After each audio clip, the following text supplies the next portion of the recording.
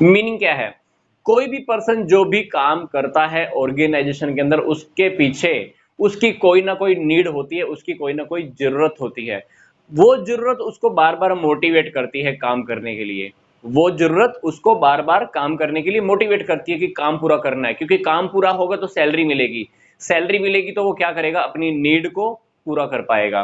तो एक मैनेजर को, ऑर्गेनाइजेशन को, कोई भी पर्सन है जो मोटिवेटर है, उसको ये देखना होता है कि सामने वाले पर्सन की क्या नीड है।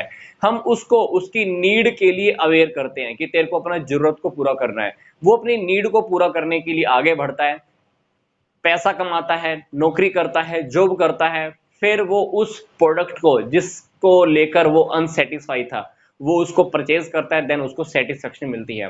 पर ये प्रोसेस यहीं तक नहीं रुकती है, क्योंकि इंसान की इच्छाओं का कोई अंत नहीं होता है, एक के बाद एक नई इच्छा उठती रहती है। मान लो आपके पास एक आज सैमसंग का मोबाइल है, कल की डेट में कल कोई मान लो कि नया मॉडल लॉन्च हो जाता है, उसके अंदर काफी ज्यादा और एक्स्ट्रा ऑर्डिनरी फीचर्स हैं, तो हमको वो नया वाला अभी मोबाइल चाहिए होगा।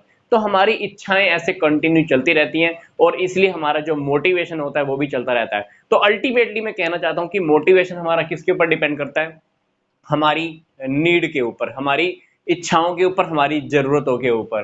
तो ये हमको उसको फ़ील कराना होता है, एम्प्लॉयी को फ़ील कराना होता है उसकी ज़रूरत के बारे में। तो देखा जाए तो ये मोटिवेशन एक प्रोसेस होती है, क्योंकि एक इच्छा पूरी होती है तो फिर दूसरी इच्छा, फिर तीसरी इच्छा और चौथी इच्छा। तो इच्छाओं के चलते रहने से ही वो इंसान क्या होता रहता है? मोटिवेट होता रहता है।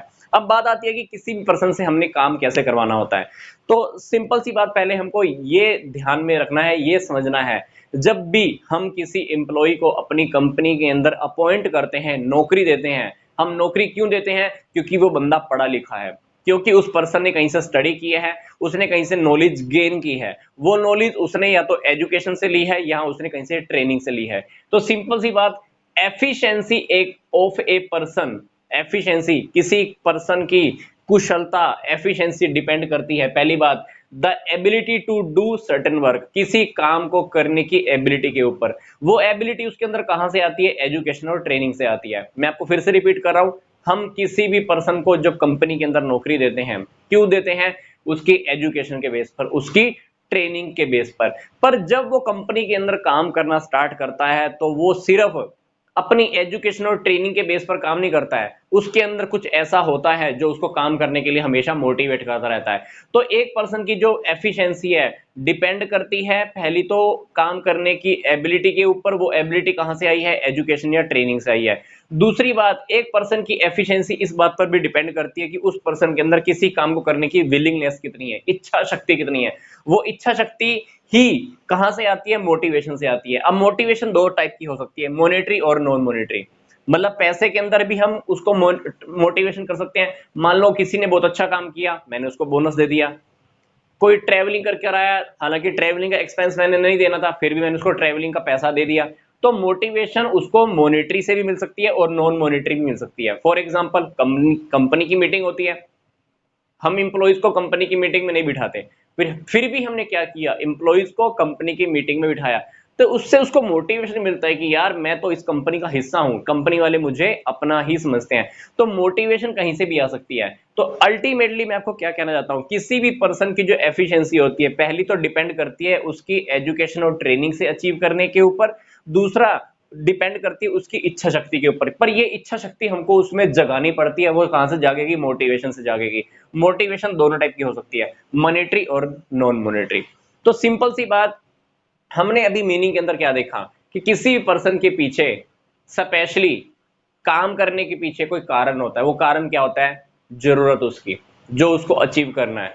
उस जरूरत को पूरा करने के लिए वो क्या करता है? काम करता है। कहीं ना कहीं वो जरूरत उसको मोटिवेट भी करती रहती है।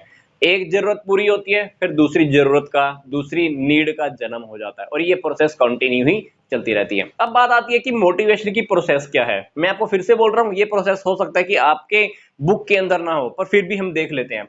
सबसे पहले किसी पर्सन के अंदर एक नीड पैदा होती है। मान लो मेरे को लगता है कि मेरे को एक आईफोन चाहिए। वो आईफोन मान लो 50,000 का है। मेरे अंदर वो नीड आई, मेरे को एक महीना टप गया, 2 महीना चला गया, मेरे अंदर वो जो इच्छा अभी तीव्र हो गई है अभी, वो मेरी अभी आवश्यकता बन चुकी है। क्यों बन चुकी है? मान लो मेरा पहले वाला मोबाइल टूट चुका है या गुम हो चुका है या चोरी हो चुका है। पहले तो 2 महीने पहले मेरे मन में आया था, मान लो कि मेरे को एक मोबाइल चाहिए। 2 महीने मेरे जा रहे थे आराम से, मन में तो था कि आ रहा मोबाइल चाहिए, मोबाइल चाहिए। 2 महीने के बाद मान लो मेरा मोबाइल चोरी हो जाता है पहले वाला। अब वो इच्छा और भी तेज हो जाएगी, प्रबल हो जाएगी, बहुत स्ट्रांग बन जाएगी वो नीड। तो वो अब मेरी आवश्यकता बन जाएगी। 2 महीने के बाद जो मोबाइल 2 महीने पहले मेरी नीड थी, 2 महीने के बाद वो मेरी अभी आवश्यकता बन जाएगी कि मेरे को मोबाइल खरीदना ही खरीदना है, कुछ भी हो जाए। जब वो वांट बन जाती है, जब वो हमारी आवश्यकता बन जाती है, तो उस आवश्यकता से जन्म होता है हमारे अंदर टेंशन का, कि मेरे को चाहिए चाहिए चाहिए चाहिए, ये प्रोडक्ट मेरे को चाहिए, ये मोबाइल मेरे को किसी भी कीमत पे चाहिए ही। तो वो मेरे अंदर एक टेंशन का जन्म कर देता है। वो हर किसी के अंदर एक टेंशन को पैदा कर देता है कि वो हमको चाहिए। टेंशन से क्या, टेंशन के अंदर आकर हम क्या करते हैं? एक्शन लेना स्टार्ट करते हैं, कार्यवाही। एक्शन, एक्शन को हिंदी में क्या बोलते हैं? कार्यवाही। हम एक्शन लेना स्टार्ट करते हैं। जब हम एक्शन लेते हैं तो डेफिनेटली हम कोई ना कोई काम करेंगे। जब एक्शन लेंगे तो डेफिनेटली हम क्या करेंगे? फिर नौकरी करेंगे, अपनी इच्छा को पूरा करेंगे, क्योंकि नौकरी करेंगे तो क्या आएगा? पैसा आएगा। पैसा आएगा तो हम मोबाइल है, मोबाइल हम खरीद कर लेकर आएंगे। मोबाइल खरीद लेंगे तो अल्टीमेटली हमको क्या मिलने वाला है? सेटिस्फेक्शन मिलने वाला है। अल्टीमेटली हमने एम्प्लॉइज को क्या करना होता है? सेटिस्फेक्शन तक लेके जाना होता है। सेटिस्फेक्शन के अंदर तक तब तक जाए, कब जाएगा वो? जब हम उसको नीड के बारे में बताएंगे कि तेरी ये नीड तुमको पूरी करनी है। नीड को पूरा करने के लिए हम उसको मोटिवेट करते हैं, उसको हम आगे बढ़ाते हैं। अल्टीमेटली हमारे फर्म का टारगेट भी पूरा होता है और उसका जो खुद का टारगेट था वो भी पूरा हो जाता है।